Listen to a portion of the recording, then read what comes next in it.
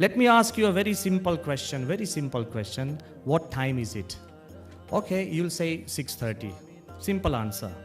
Let me just help you and complicate the issue. What time is it in London? 2 p.m. In Nairobi? 4 p.m. In New York? 9 a.m. In Hong Kong? 9 p.m. In Auckland? 1 a.m. Suddenly you realize that we all live at the same moment but in different time zones. Okay, let me make it a little more complex.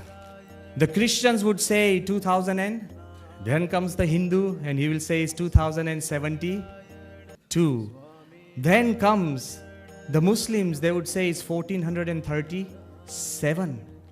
The Parsis would say it's 1586. Then come the Jains, with all their humility and non-violence, they would still say it's 2542. We don't just live in different time zones. By Jove, we live in different eras.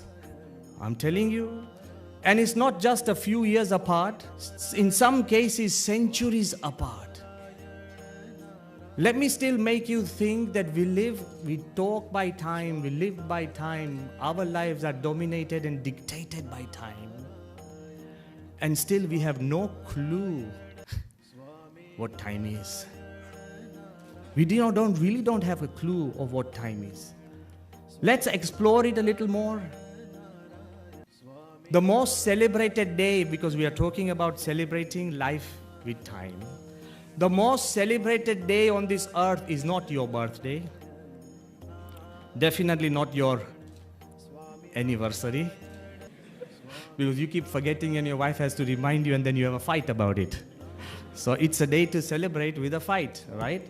So the most celebrated day perhaps is not the Independence Day, because every country has their own Independence Day. But I think you may agree the most celebrated day on this earth would be the New Year's Day, right?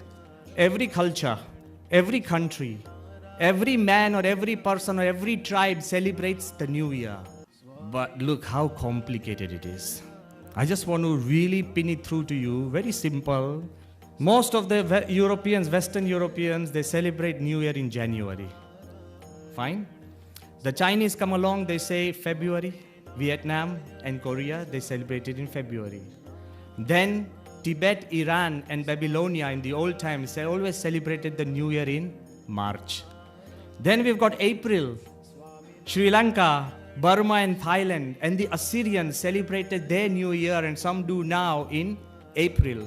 The Roman Empire, which combined or consisted of half of the earth, they celebrated the New Year in May.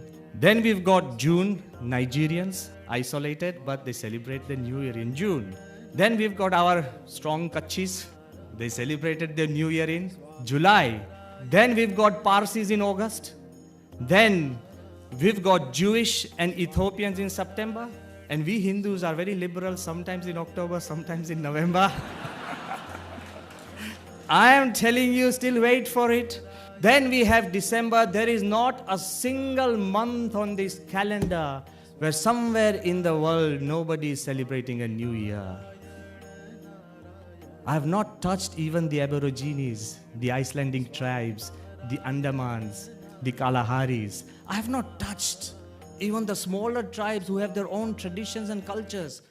But still think, we're talking about time, something we are so sure about, something we fight about, something we dictate about, something we always say, we're never on time or in time, off time. What is time? Even the celebrations, you might say, Swami, anyway, we still celebrate the New Year. Okay, wait for it. Because I personally tried to do some little research and find out, come on, where are we common? We keep saying at the end of the day we are common. Yeah, let me tell you where we are common. There are so many different ways of celebrating the New Year. We celebrate by lamps. Diwali, Divo Praktavya. I'm being very, very, very simple. I'm not trying to complicate it more. In Scotland, they celebrate the New Year by waving fireballs. Diwali, because they're far stronger. The Scots are really huge. Their game is throwing tree trunks. Gilli danda nahi. They would carry tree trunks and they throw them. This is Scottish people, really strong people. They celebrate the New Year by waving huge fireballs. As if that's not enough. In Panama,